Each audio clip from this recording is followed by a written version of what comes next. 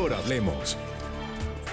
Muy buenas noches, bienvenidos. De nuevo les saluda Claudia Palacios. Estamos en Mejor Hablemos, hoy para plantearnos una pregunta: ¿cómo ganar el posconflicto? Para muchos se ganó el conflicto a través de una negociación, pero se está perdiendo el posconflicto, porque todos los días oímos sobre las dificultades que hay para la implementación de lo acordado con las FARC, porque en este momento está la discusión en el Congreso sobre el proyecto de ley de justicia especial para la paz, y hemos oído en los últimos días, por ejemplo, decisiones contundentes como la del Partido Cambio Radical de no respaldar el articulado de ese proyecto de ley, con lo cual, no obstante que el ministro del Interior asegura que existen los votos para poder aprobar dicho proyecto, a otros no les dan las cuentas. Pero no se trata solamente del proyecto de justicia especial para la paz. Hemos oído también a miembros del partido FARC asegurando que el gobierno no está cumpliendo, asegurando que hay condiciones de inseguridad para los excombatientes y sus familias, entre otras cosas. Para hablar de este tema les hemos formulado a ustedes una pregunta en nuestras redes sociales, como es habitual, es cómo ganar el posconflicto, y estas son las opciones que ustedes pueden escoger o hacer cualquier comentario si no les gusta ninguna de estas opciones. A, implementando lo acordado con las FARC. B, modificando lo acordado con las FARC. C, eliminando lo acordado con las FARC. Y para hablar también de este tema está con nosotros Eduardo Pizarro León Gómez, sociólogo y analista político, cofundador del Instituto de Estudios Políticos y Relaciones Exteriores de la Universidad Nacional de Colombia. Antonio Navarro Wolf, senador de la República, ingeniero sanitario de la Universidad del Valle.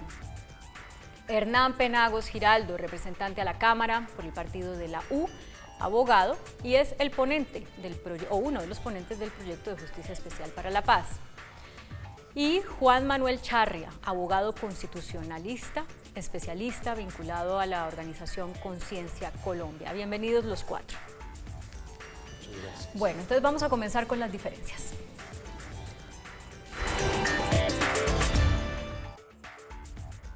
Eduardo Pizarro León Gómez, ¿cómo ganar el posconflicto?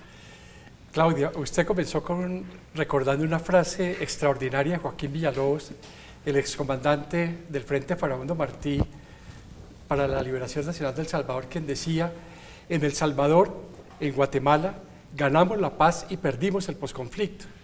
Y él decía: ustedes los colombianos tienen que ganar la paz, los acuerdos, pero también ganar el posconflicto, porque hoy muere más gente en El Salvador y en Guatemala que durante la guerra civil, perdieron el posconflicto. Es muy importante construir un posconflicto con mucha seriedad, y a mi modo de ver hay 6 tareas que son las claves. La primera clave, la implementación de los acuerdos. No se puede frustrar a quienes firmaron los acuerdos con una implementación que no sea suficiente y satisfactoria. Segundo, es muy importante que las FARC tengan éxito en el tránsito de las armas a la política, porque mantengan cohesionado a los desmovilizados para evitar que se reciclen en la vida criminal.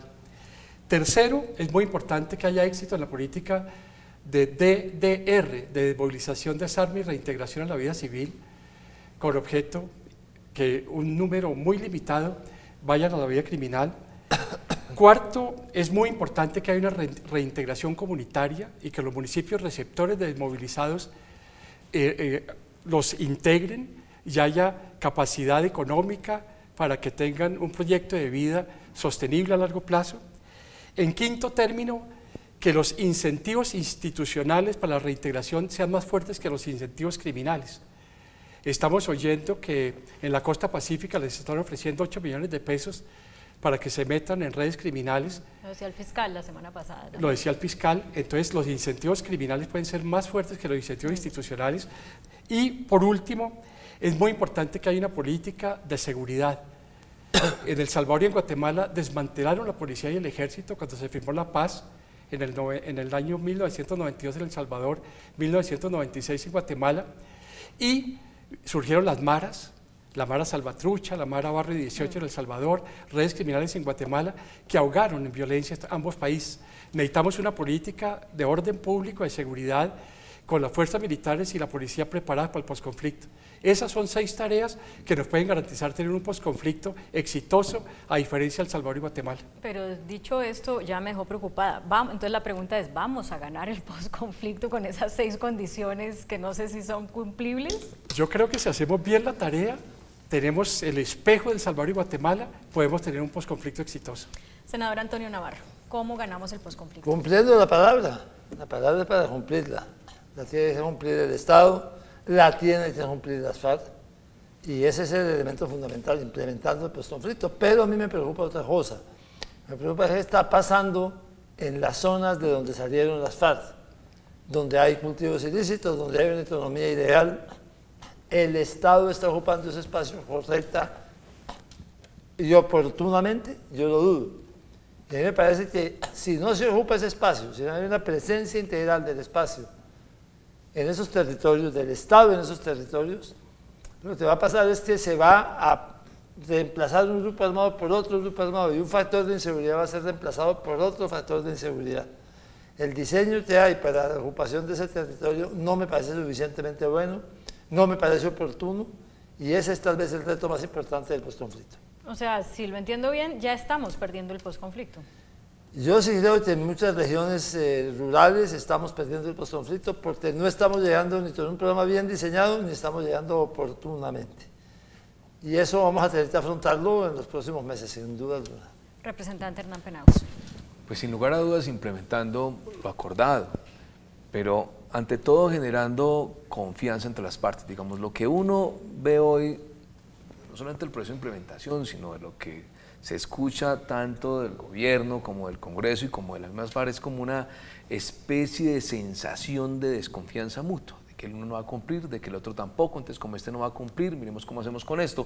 Y eso se ve en el proyecto, por ejemplo, de la Jurisdicción Especial para la Paz, todo el mundo tratando de incluir en el proyecto como seguros que eviten que las partes terminen incumpliendo lo planteado. Uno ve que cada que se plantean modificaciones, sobre todo a los temas de justicia, es como suponiendo que es que no se va a cumplir las obligaciones de justicia de verdad, pero en especial de no reincidir en los hechos delictivos. Entonces, insisto, aquí hay un tema de desconfianza bastante alto. En segundo lugar, entendiendo que la paz, digamos, parte necesariamente de recoger lo que le escuchaba yo mucho a Sergio Jaramillo, es la paz territorial. Y es que no estamos descentralizando todo este tema de paz, no estamos descentralizando el posconflicto, tenemos que llevarlo más a las regiones. Pareciera como si eso solo se discutiera de pronto aquí, en el Congreso, en los medios de comunicación de acá de la capital, pero en las regiones la gente todavía no entiende muy bien cómo y de qué manera es que va a avanzar. El tema de regionalizar, de paz territorial, de descentralizar el posconflicto, creo que en eso el gobierno no ha avanzado muy bien. Y a mí me parece que mientras no entendamos que en un país sui generis como este, tan diferente, con costumbres y con circunstancias geográficas tan diferentes, si no llevamos eso a los territorios, pues vamos a tener dificultades en el sentido de que el día de mañana esa paz que todos estamos tratando de construir, ese posconflicto que se aspira y se espera que, digamos, que consolide la paz, pues no se va a llevar a cabo como todos quieren, porque insisto, en las regiones, en los municipios de Colombia, en todos ellos, no solamente en donde ha sido presencia permanente de la guerrilla de las FARC, pues la gente no la siente ni observa los beneficios de ella. Entonces, usted escogería la opción A, que es implementando lo acordado, a pesar de que usted formuló reparos al proyecto de Justicia Especial para la Paz, lo cual causó una enorme sorpresa entre muchos, porque usted había sido pues como un garante de que lo que el gobierno proponía, claro, se lo apoyaba. Porque yo he acompañado, fui coordinador ponente del acto legislativo para la paz, casi de todos los proyectos, digamos, que tienen que ver con la implementación. Pero en este de la jurisdicción, en este reglamentario, observo algunos temas que se hace necesario ajustar, y se hace necesario ajustar precisamente para que el día de mañana no haya dificultades para interpretar esa jurisdicción. Lo que hay que hacer en el Congreso es aprobar una ley estatutaria que no deje dudas de cuáles son las competencias mañana de la Justicia Especial para la Paz y cuáles de la Fiscalía, que evite el choque de trenes, que deje claro qué pasa con los reincidentes, con los desertores, con los disidentes, y no dudas que terminan generando dificultades, choques entre jurisdicciones y conflictos para poder judicializar a los que cometen delitos relacionados con el conflicto. ¿No usted diría que ese fue un proyecto chambón? No, no creo. Lo que creo es que es un proyecto denso, complejo, 160 artículos, largo, muy técnico, que se hace necesario irlo ajustando. Ese es el proceso natural de la construcción legislativa. Abogado Juan Manuel Charria. Bueno, en primer lugar, muchas gracias por la invitación, a Claudia, al senador Navarro, el representante Penagos y el doctor Pizarro. Mire, yo tendría la siguiente visión. Uno, yo sí creo que debería haberse modificado los acuerdos por una sencillísima razón. Hace un año, y no sé por qué la vida coincide, el 2 de octubre del año pasado, el constituyente primario se pronunció ganando el no. Por diferencias pequeñas, sí, una diferencia, pero ganó el no contra lo que tal vez se había pronosticado por parte del gobierno y de las mayorías en el Congreso. Ese resultado, que fue un mandato del constituyente primario, que es el pueblo colombiano, a mi juicio, a pesar de que el gobierno diga que sí, que hubo unos cambios a los acuerdos, creo que en el fondo no hubo los cambios que los que votaron el no, pues hubiese dicho los cambios que los votantes del no hubieran esperado. En ese sentido luego viene la refrendación, entonces se vuelve unas modificaciones de 297 páginas, pasamos a 310 páginas y ese acuerdo va, después de suscrito, va al Congreso de la República y el Congreso de la República lo refrenda. Uno se cabría preguntar allí, bueno, ¿por qué el Congreso? ¿Será que el poder constituyente es derivado, que son ustedes los parlamentarios, puede sustituir la voluntad del constituyente primario? Queda esa pregunta. Igual la Corte Constitucional, en la sentencia C-96-699 de 2016, declaró exequible el acto legislativo número 1 del 2016, mal llamado Fast Track, que es un procedimiento abreviado, realmente.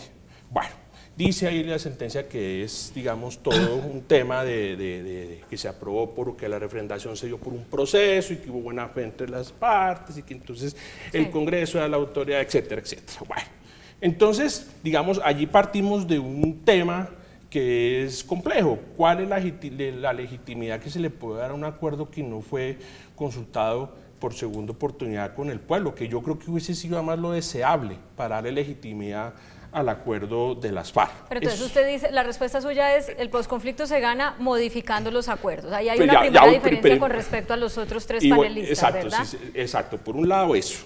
Y por otro lado, sí, ya que tenemos el acto legislativo número 1 de 2016, mal que bien, pues de ahí se han proferido toda una serie una cantidad de normas, actos legislativos, entre ellos el acto legislativo número 1 de 2017, leyes, pero donde más se ha concentrado la implementación de los acuerdos a punta de decretos. O sea, no sé cuántos decretos ya en este momento ha expedido el presidente de la República, pero han sido bastantes. Entonces, ahí hay de todo en esos decretos. La Corte Constitucional en algunos los ha declarado exequibles, en otros no.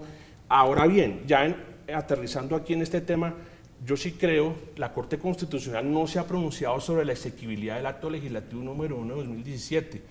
Yo no sé hasta qué punto, bueno, si hay ley de la República, representante Penagos, con el proyecto, con el trámite, si esto se cae en la Corte Constitucional, pues se cae también por consecuencia la ley estatutaria de... Bueno, pero entonces yo quisiera que los otros panelistas le contestaran al abogado Charria por qué no hay que modificar los acuerdos para poder ganar el posconflicto. Sí, pues yo diría que digamos, el debate puede ser si hay que modificar o no hay que modificar, muy probablemente van a ser modificados, porque el Parlamento va a dar su palabra y va a haber debates parlamentarios, que es lo normal en una democracia, y las FARC tienen que aceptar que en ese espacio democrático puede haber algunos ajustes a lo acordado, porque hay interpretaciones, porque hay lecturas, porque hay diferencias, y si queremos un acuerdo de paz por consenso es posible que haya que aceptar que haya modificaciones. Pero a mí lo que me parece fundamental, claro, yo estoy mirando el posconflicto no desde esa perspectiva jurídica, sino desde la perspectiva de la paz. Entonces quisiera, no sé si puedo regresar a mi tema. No, en este sentido, Antonio Navarro hablaba de la paz regional. Y uno de los problemas que tenemos en la implementación de los acuerdos es que el gobierno tiene una casa de 3 pisos sin escaleras, porque los recursos del posconflicto, algunas agencias del Estado las están implementando a partir de la pobreza. Otras agencias del Estado están utilizando los recursos del posconflicto a partir de zonas de cultivos ilícitos, y otras agencias del Estado están utilizando los recursos a partir de los campamentos de la desmovilización de las FARC. Y el único criterio que me parecía riguroso para implementar los acuerdos, para utilizar los recursos, era las zonas receptoras de desmovilizados para generarles oportunidades económicas a los desmovilizados y evitar que se reciclen en la vida criminal. Por ejemplo, Suacha es un municipio receptor de víctimas y desmovilizados y no hace parte de los programas donde se va a invertir para el posconflicto. Entonces, la paz regional está siendo mal concebida por este edificio de 3 pisos sin escaleras, donde cada agencia del Estado tiene sus propios visión sobre dónde invertir los recursos, y me parece que no hay un modelo de construcción ideal para reintegrar exitosamente los desmovilizados. ¿Usted diría, Eduardo, y quiero saber si están de acuerdo los otros panelistas, que el gobierno mató el tigre y se asustó con el cuero? No. ¿O le quedó grande cumplir lo que prometió? Porque, no, yo creo que el gobierno va a tener que pensar con mucha seriedad cómo se van a invertir los recursos escasos del posconflicto de una forma óptima para que no se sigan reintegrando a la vida criminal más y más desmovilizados de las FARC. Algunos hablan de 500 hombres, otros hasta de 1.500, y eso puede ser generar una ola criminal como le fueron las BACRIM después de la desmovilización de la Autodefensas Unidas de Colombia, que afectó la seguridad del país. Un poco en función de lo que dice aquí el doctor Char. Yo, mire, la Corte, es que lo que tenemos que entender es que hoy tenemos en el país, esto es un Estado de Derecho, y en este derecho hay una Corte Constitucional, y esa Corte Constitucional es quien toma la última palabra en función de las normas que hay vigentes en Colombia.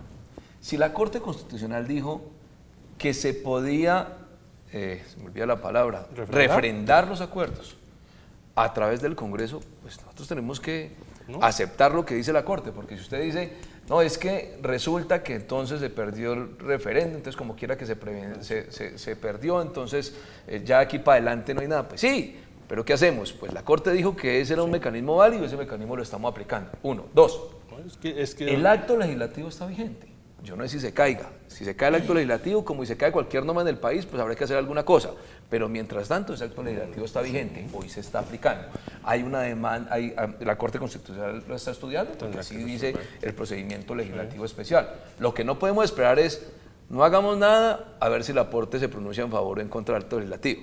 No avancemos con la ley estatutaria porque es que de pronto se cae, entonces no hacemos nada con eso. No hay que avanzar. Y tenemos que avanzar en el proceso de implementación. Y tenemos que ir construyendo sobre todo el punto que a mi modo de ver es el punto que más ha dividido a los colombianos, que es el tema de justicia. Ese es el tema que tiene este país partido en dos.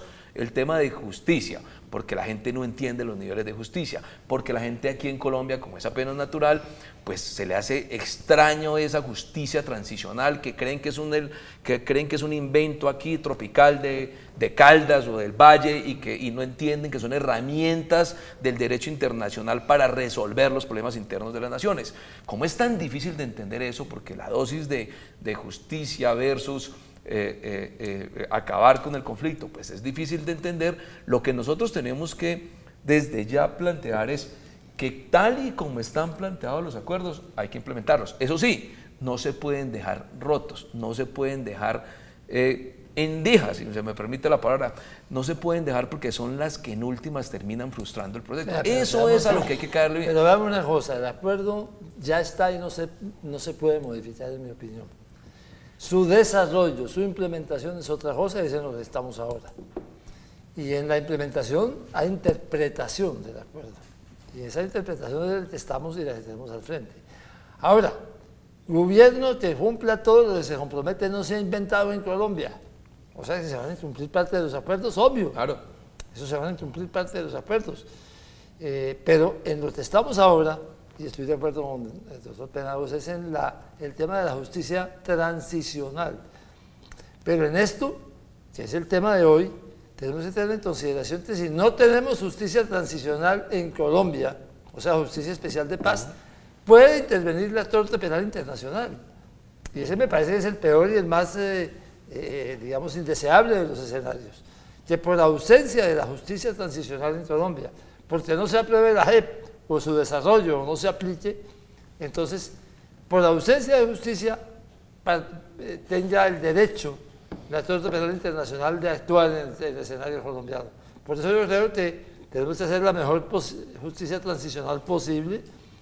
La ley reglamentaria que se está en este momento redactando y aprobando en el Congreso y modificando es un instrumento fundamental, pero ese es un elemento muy importante de la aplicación de los acuerdos en el día de hoy. Pero mire, para mucha gente ha sido sorpresivo, perdóneme un segundo, doctor Charria, que la JEP, o como está redactado el texto, haya generado tanto rechazo incluso de quienes habían apoyado el acuerdo de paz, porque pues siempre se habló de que había que permitir que los que no eran combatientes y no civiles tuvieran ahí la posibilidad de contar la verdad, acceder a beneficios, todo esto, y cuando ya eso queda escrito en un papel, empieza a generar una cantidad de resquemores como si nunca eso se hubiera tocado, y eso amenaza con frenar pues la implementación del acuerdo. Entonces uno ahí lo que se pregunta es, es porque ya empieza la campaña política y los partidos están pescando a ver cómo capitalizan más sus críticas hacia el acuerdo, o es que de verdad están metiendo un montón de micos, como dice el fiscal.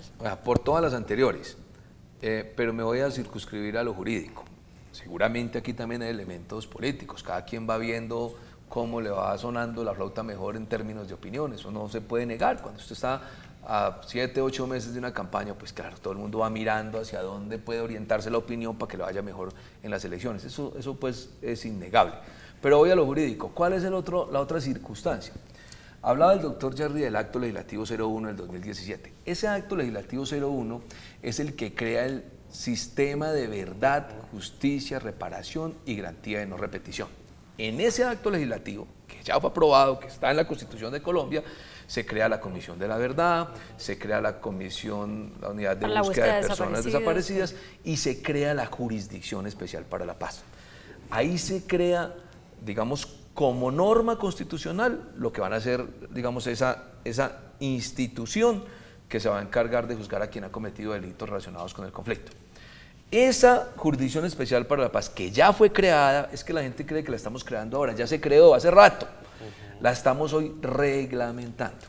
Como quiera que la estamos reglamentando, es decir, dando los lineamientos para ponerla en funcionamiento, para que camine, para que puedan trabajar los magistrados, me perdonan las palabras así como poco jurídicas, pues entonces cuando empieza a reglamentarse la Jurisdicción Especial para la Paz es donde empiezan a verse digamos, temas sin resolver. Por ejemplo, ¿cuál va a ser el tratamiento para quienes el día de mañana, para quienes se someten a la Jurisdicción Especial para la Paz y estando sometidos a la Jurisdicción para la Paz, se van de la Jurisdicción Especial para la Paz a conformar otro grupo rebelde o a conformar una banda criminal? Algunos los llaman desertores. ¿Qué vamos a hacer con ellos? Eso no está claramente definido en el acto legislativo, por eso debates de esta naturaleza. O por ejemplo, ¿qué va a pasar con los cultivos ilícitos que se sembraron desde antes del 1 de diciembre del año pasado? Porque la fecha límite para cometer delitos es el 1 de diciembre del año pasado. Es decir, todas las investigaciones son las de los delitos cometidos antes de esa fecha. ¿Qué pasa con los cultivos ilícitos que empezaron el año pasado, pero cuyos efectos todavía se están manteniendo? Es más, que todavía los están explotando, por ejemplo, algunos guerrilleros. ¿Quién conoce de eso? ¿La Justicia Especial para la Paz? ¿O conoce el señor fiscal? ¿O ambos? ¿O de a poquitos? Es decir, hay un poco de temas que se van encontrando en la implementación de la jurisdicción y son lo que hacen que hayan posiciones de esta naturaleza. ¿Y eso es normal en cualquier acuerdo de paz? Pues más o menos. Yo creo que más bien hay temor de que la Jurisdicción Especial de Paz llame a los que no han sido llamados nunca a decir cosas y que esa verdad pueda afectar a personas que en este momento no están bajo el escrutinio público. Okay. O sea, usted Esas dice son que las esas son preocupaciones excusas para esconder la Estos son más realidad. detalles, pero me parece que más de fondo es el miedo a la verdad, lo que hay un poquito en la... Bueno, pero eso ya es el tema, por ejemplo, de los particulares o de los Sí, de los terceros que terceros, llaman, sí. De los que es otro tema que ha preocupado a la opinión. Y el tema de los terceros es un tema, pues es natural, como quiera que la jurisdicción dice, que tiene que investigar a todo el que ha cometido un delito relacionado con el conflicto, pues todo es todo, hasta un tercero. Pero Lo que deberíamos pasa es dejar que de los hablar terceros- del... Sí, tengo que hacer tengo que hacer una pausa, pero me voy con su comentario a la pausa. Bueno, Doctor Claudia, Chara. dos cosas. Uno, sí, representante Penagos, claro que la Corte en la sentencia 699 de 2016 declaró exequible el acto legislativo número 1 de 2016, aunque ya en la sentencia C332 de 2017 le quitó alas al gobierno en cuanto a la aprobación de proyectos de ley, donde ustedes por lo menos pueden deliberar más en los proyectos de ley que presente el gobierno. Que siempre hemos deliberado, parece que es un cuento ahí chino que... Bueno, pero entonces, bueno, ya digamos, sí, la Corte se pronunció y aunque pero no estemos de acuerdo con la posición de la Corte, ya es una posición que tiene la Corte Constitucional. Dos, en el tema ya analizando el acto legislativo número 1 de 2017, me preocupan varias cosas que yo creo que podría uno pensar en que sustituyen la Constitución, y eso tendrá que definirlo la Corte. Una, les voy a dejar una, porque son varias. Una, en el tema de la tutela, por ejemplo. El tema de la tutela, entonces ahí dice, aquí veo que la tutela, las peticiones de acción de tutela, ese es el artículo 8º, deberán ser presentadas ante el Tribunal para la Paz, único competente para conocer de ellas. La primera instancia será decidida por la sección de revisión y la segunda por la sección de apelaciones. Me pregunto, ¿no es que el artículo 86 dice que la tutela puede ser interpuesta ante cualquier juez de la República? Eso dice el artículo 86. Entonces uno diría, ¿por qué en estas decisiones de la jurisdicción, de las sentencias que emita la Jurisdicción Especial de Paz, porque entonces se tiene como esa limitante en materia de tutela, si se supone que estamos hablando de protección de derechos fundamentales? Otro, la cosa juzgada. La cosa juzgada es un valor, un principio muy importante en el derecho. Aquí se supone que incluso la Jurisdicción Especial de Paz puede revisar sentencias que ya han sido condenas expedidas o incluso sanciones de jueces penales o las sanciones disciplinarias de la Procuraduría, Contraloría, etc. Entonces levantar esas sanciones, revisar esas sanciones, ¿dónde está el principio de la Quiero cosa que después de juzgada? la pausa retomemos eso, porque a propósito de una cosa que decía, no sé si Hernán Penagos hace un rato, es la desconfianza. O sea, cómo se supera la desconfianza que hay, que lleva como a unas interpretaciones muy angustiantes de parte de quienes no están de acuerdo con el acuerdo de cada uno de los artículos y de cada uno de los puntos de implementación del acuerdo. Vamos a irnos a la pausa con la gráfica de las respuestas que ustedes nos han dado a través de la cuenta nuestra en las redes sociales. 47% de los que han participado dicen que hay que implementar lo acordado, que así es que se supera o se gana el posconflicto, 33% que hay que modificarlo y 20% que hay que eliminarlo. Muchas gracias por participar. Ya regresamos con Mejor Hablemos. Ya regresamos con Mejor Hablemos.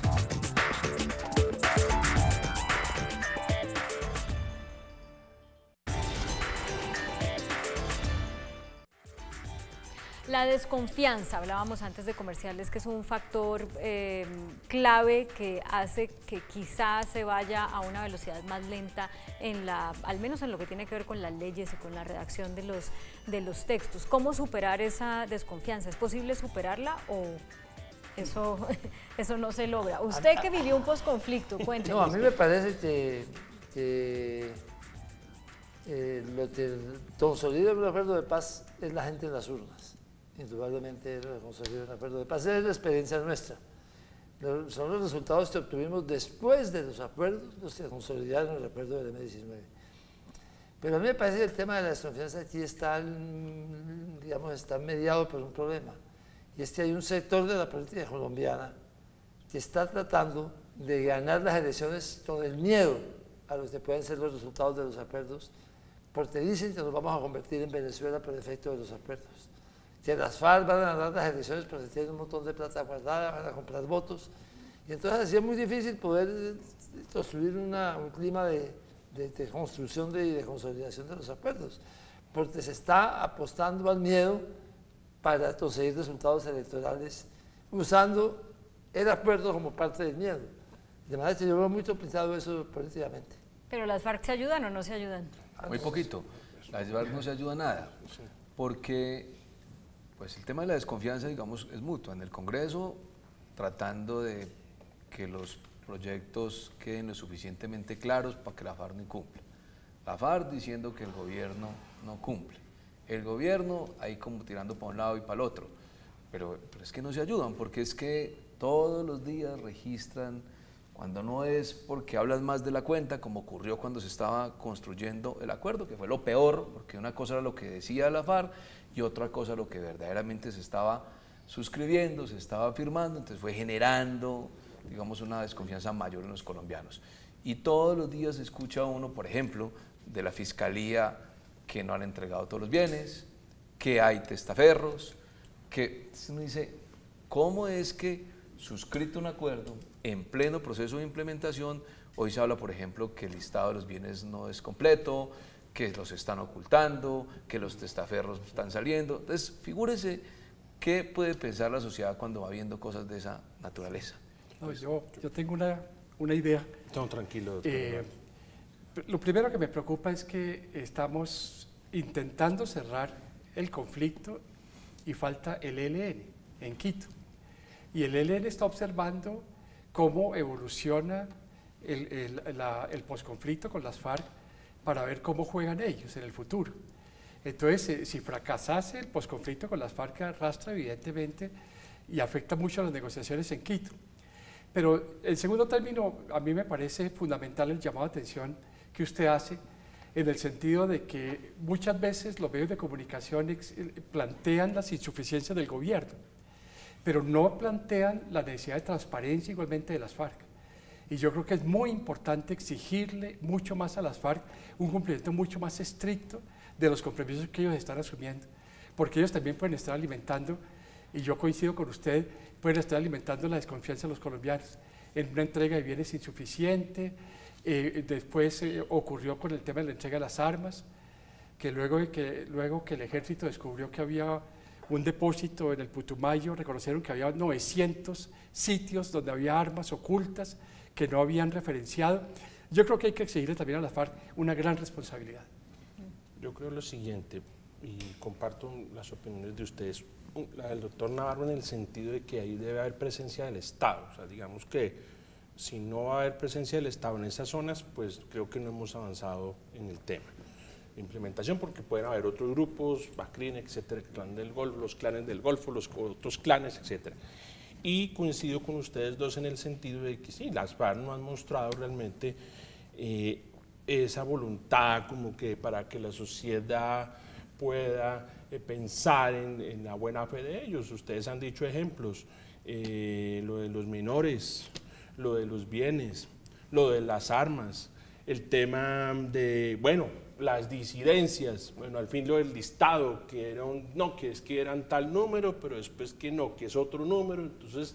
Bueno, los que han retirado esos listados que supuestamente son narcotraficantes extraditables, por Dios.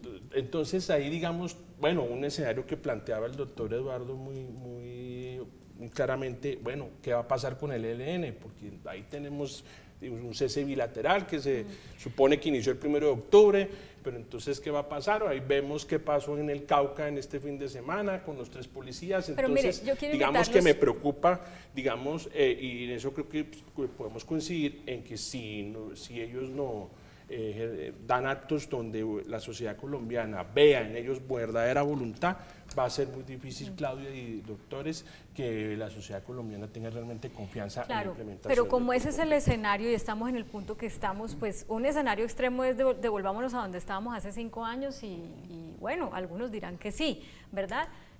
Quizá una parte de la población ya empiece a valorar el hecho de que no hay tantos policías y soldados caídos, etcétera.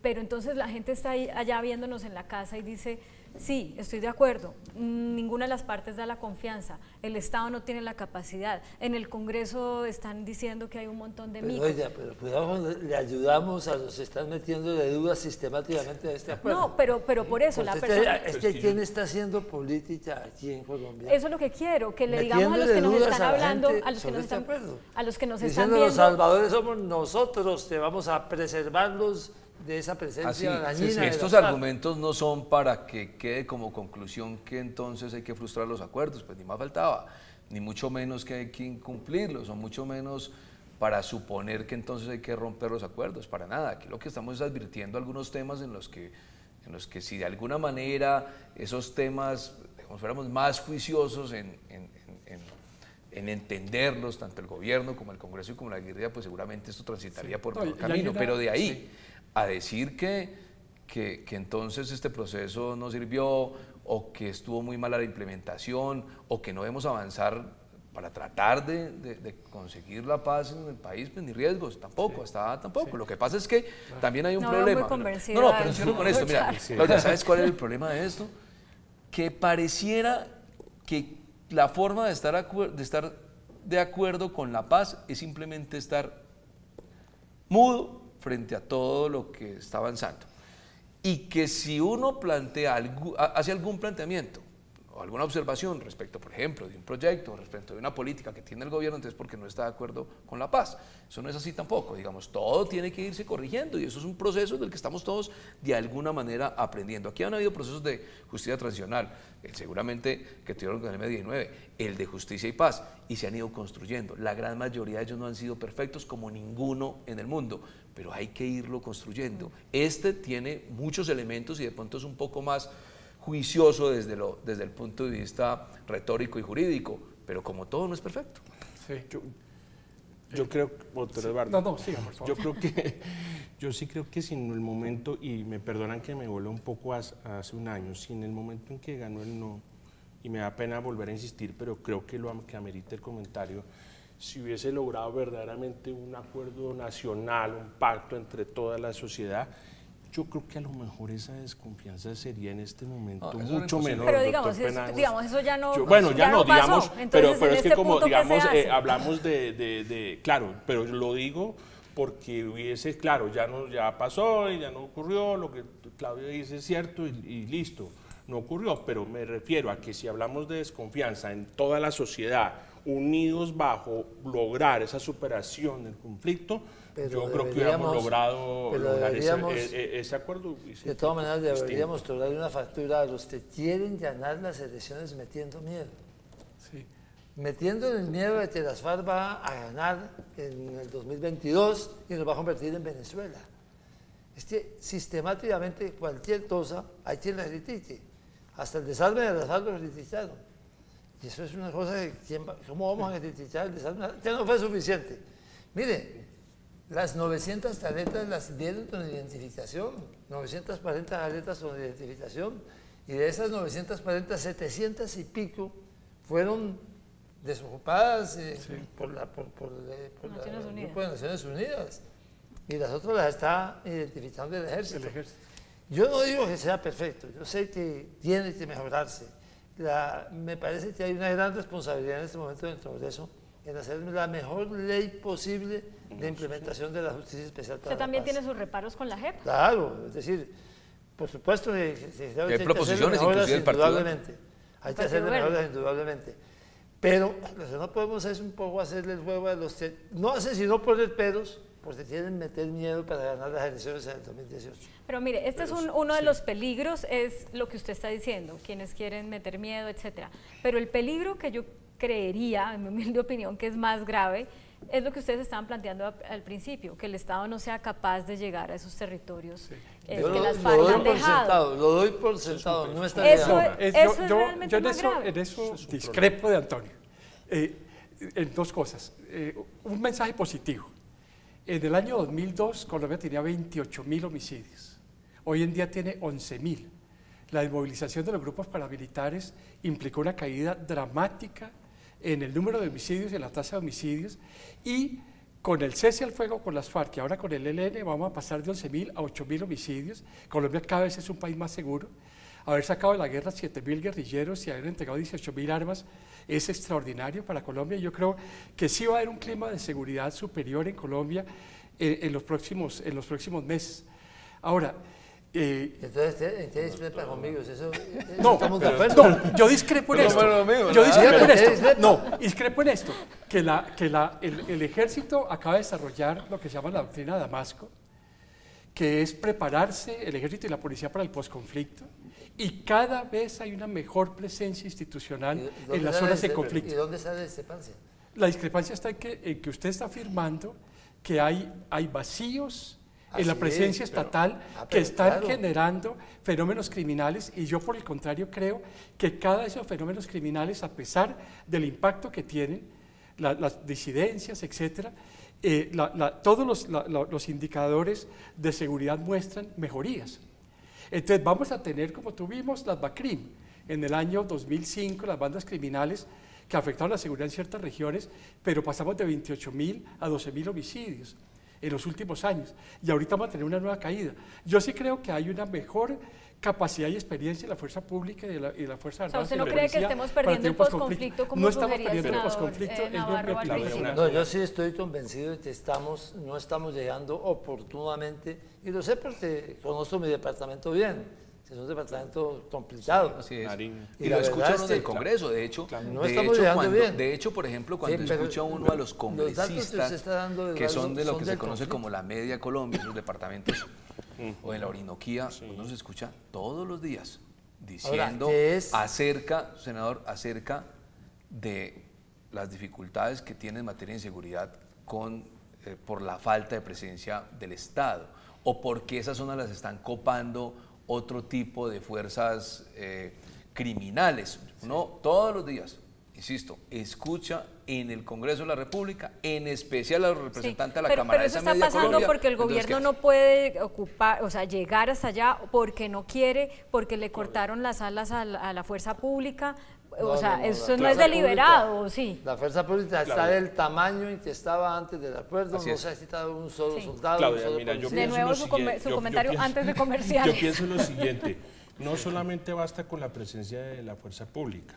Yo creo que cuando hablamos de presencia de Estado debemos hablar de una política social, administración de justicia, salud, seguridad social, educación, vivienda, vías, infraestructura. Es decir, la presencia del Estado no basta con la fuerza pública, si no hay estos elementos que además son derechos fundamentales, entre otras cosas como la educación, la salud, la seguridad social, la vivienda. Pues, ¿qué vamos a hacer con esa población? Como el representante Penagos lo indica, hay regiones apartadas de Colombia, Caquetá, Arauca, Bichada, Baupés, el Putumayo, y si no hay presencia estatal, no solamente con fuerza pública. Claro, pero eso es culpa de quién, que no esté llegando allá la presencia. El mismo Estado no ha tenido la capacidad, o que el gobierno no quiere, o que él no tiene la capacidad, o no hay la voluntad política, o no han desarrollado las políticas públicas adecuadas para las obras públicas, dónde están los hospitales. Porque los gobiernos de los últimos años tampoco estuvieron allá nunca. Ninguno. Ninguno, ese es un problema. Ahora, hay un problema evidente, estructural, y que hay un problema fiscal. Este es un posconflicto de vacas flacas. No es un posconflicto con grandes recursos. La comunidad internacional, la experiencia a nivel mundial es que la comunidad internacional se mete en los procesos de paz y apenas se firma el acuerdo de paz se va, porque tiene otras prioridades, Siria, Irak, y los recursos que estaba ilusionada Colombia para el posconflicto de ayuda internacionales no están llegando. Por primera vez vamos a hacer sustitución de cultivos con plata nuestra, siempre lo hemos hecho con plata de cooperación, y eso no es correcto hacerlo así porque eso es plata temporal. Y no hay tan poquita plata, no sea, presupuesto 2018, 2.5 billones de pesos por los conflictos. O sea, ¿usted cree que con esa platica podemos hacer maravillas? Maravillas no. Maravillas no, pero se puede hacer más de lo que estamos haciendo. Otra reforma tributaria, espero que no. Vamos a hacer. Se pueden hacer más de lo que estamos haciendo. Vamos a hacer una pausa y al regresar miramos si podemos llegar a un acuerdo respecto a cómo se manejan los recursos que hay, las moneditas que están en el marranito, para que el posconflicto no fracase por plata. Ya volvemos. Ya regresamos con Mejor Hablemos.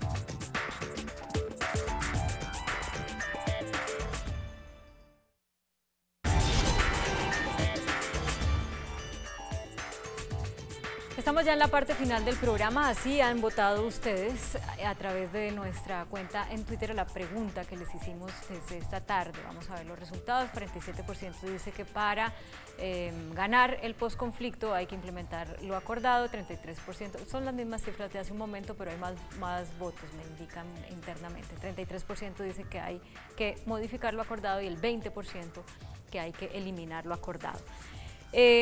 Yo creo que hay un acuerdo en que son varias las razones por las cuales podemos perder el posconflicto. Una es la política, ¿verdad? Que usted la definía como los que quieren asustar con el quieren ganar haciendo que la gente vote por miedo. ¿Usted cree que ellos pueden hacer perder el posconflicto? Sí. Sí, bueno. Otra razón es la plata. Que la plata no alcanza para que el Estado llegue donde tiene que llegar. Pero estaba diciendo el senador Navarro en Comerciales que es que el Estado está siendo ineficiente. No hay demasiada plata, pero si no se usa eficazmente la que hay, pues ahí sí te alcanza menos. Realmente no está llegando oportunamente. Mire, posconflicto 2017, 1.7 billones de pesos. Hay 1 billón invertido y 700.000 sin invertir y estamos en octubre. Entonces uno te ve sin eficiencia. Hay 2.5 billones para el 2018 en el presupuesto. No es demasiada plata, pero se hizo un esfuerzo especial para que hubiera una plata para el posconflicto. Lo que yo no veo es la integralidad de la llegada del Estado al territorio. Llega la policía, llega el ejército, pero no está llegando el desarrollo rural, no está llegando la alternatividad productiva, no están llegando las vías. Está muy lento el Estado y muy poco oportuno, y mientras tanto los otros son más oportunos, las Bahrein sí se organizan oportunamente. Lo que pasa es que digamos, no han empezado a focalizar todo el tema de posconflicto como debe ser. En los acuerdos se habla de los planes de desarrollo o programas de desarrollo con enfoque territorial. Los PDETs. Que es como esas especies de planes de desarrollo chiquiticos a cada una de las regiones donde tiene que aplicarse el posconflicto y donde se va a hacer un proceso como de planeación para irse allá a concertar unos proyectos con la comunidad, con los gobiernos locales, con los gobiernos territoriales, y desde ahí priorizar unas obras y esas obras sacarlas adelante. No han hecho nada de eso, no ha avanzado nada de esas cosas. Vuelvo, insisto, porque a los acuerdos le incluyeron mucha retórica. Entonces, mientras usted monta un plan de desarrollo con enfoque territorial, mientras reúne a las comunidades, mientras prioriza los proyectos, mientras presenta los proyectos, y después de que los presente se van a ventanilla única, después de que lleguen a la ventanilla única sean valoradas por planeación, pasan años. Entonces, nada, en esto tiene que llegar el Estado con toda su fuerza. ¿Usted cree que el gobierno sí puede ser más eficiente claro, de lo que está haciendo? Claro, tiene que serlo, porque si no eso va a ser bastante demorado. Tienen 51 municipios de los PDEs de 170, pero apenas empezando. En eso estoy de acuerdo. Dos comentarios finales. Yo creo lo siguiente, además de que sí, el Estado debe ser más eficiente y obviamente para que resulte la implementación, los costos, yo le estaba preguntando al representante Penagos lo siguiente, ¿cuánto cuesta la JEP? Porque esto tiene un costo no sé cuánto será eso. No es barata, ¿no? Por eso incluso aquí el gobierno expidió el viernes pasado el decreto, el 29 de septiembre, el decreto 1592 de 2017, en facultades con unas facultades de acuerdo con el decreto de ley 691 de 2017 que creó el Fondo para la Sostenibilidad Ambiental y Desarrollo Rural Sostenible en zonas afectadas por el conflicto del Fondo Colombia en Paz. Fondo Colombia en Paz. Entonces, se supone que, ¿dónde saldrá la práctica? Que estos fondos, sí, muy bonita la retórica de crear fondos, y muy bonito tenemos estas instituciones, pero bueno, esto cuesta plata. ¿Será que sí podremos la situación fiscal colombiana? Hay plata en el presupuesto. Pues ojalá, senador Navarro, eso esperamos. No hay mucha, pero hay. Porque esto de la JEP cuesta. Usted cierra. Yo insisto en que hay un grave error de diseño. Los municipios que se han debido seleccionar son los municipios receptores de desmovilizados. Es la generación de oportunidades económicas para los desmovilizados lo que puede generar un país más seguro hacia el futuro. Y yo pongo siempre el ejemplo de Soacha. En Soacha se producen el 64% de los homicidios de Cundinamarca. Y Soacha, como no fue un municipio donde estuvieron los actores armados, ni los campamentos, ni hay narcotráfico, cultivos ilícitos, Soacha no está contemplado. Pero si hay microtráfico. Y Soacha es un municipio receptor de desmovilizados, como son muchos otros centros urbanos. Ahí es donde hay que poner más los recursos para tener un posconflicto pacífico. Hay que hacer un rediseño de la Hay que hacer un distribución de los rediseño a recursos. partir de los municipios receptores de desmovilizados. Hay que usarlos Esa mejor, es la experiencia dice internacional. Antonio Claudia, Navarro. una cosita Sí, chiquitica. como 10 segundos. 10 segundos. ¿Quién va a pagar las reparaciones a las víctimas? Vale Ese es otro vale tema 32 grueso. billones de billones. Vale 32 billones Ese es otro tema. Este Inmenso. gobierno, el próximo, el que sigue y el Que otro. sigue. Entonces, ¿cuántas reformas tributarias tendremos? Unas Bueno, cuantas, sí, unas unas cuantas, cuantas que Claudia. faltan. Bueno, muchas gracias a ustedes por participar. Acabamos siempre el programa adelantando la caricatura de Matador que saldrá publicada en El Tiempo impreso el día de mañana y también la podrán ver en eltiempo.com. Esto a propósito de la masacre en Las Vegas y el debate por la venta y tenencia de armas en Estados Unidos. Y bueno, esto es Cataluña, también la otra noticia mundial de hoy. Muchas gracias. Oye, en Las Vegas, 19 fusiles tenía ese señor. Sí, no, qué barbaridad. 19 fusiles en el hotel. 19 En el fusiles hotel. en el hotel. Sí, no. Además, en la casa tenía otra cantidad. Buenas noches, esto fue Mejor Hablemos, que descansen.